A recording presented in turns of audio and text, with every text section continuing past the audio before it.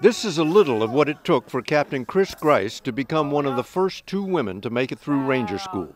First Lieutenant Shay Haver is the other to survive the 62-day course, which subjects soldiers to nearly constant physical and mental stress on little food and less sleep. Ranger School is the make or break proving ground for the Army's combat leaders, and it breaks more than it makes.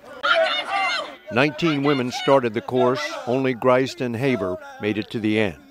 380 men started, only 94 finished.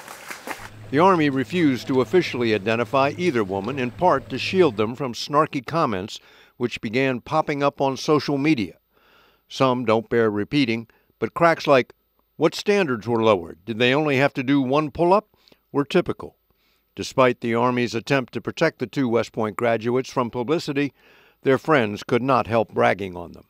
The Army insists the women had to meet the same standards as the men, and in the brief glimpses the media was allowed of the training, there was no sign of going easier on females. When they graduate on Friday, both men and women will receive the coveted Ranger tab.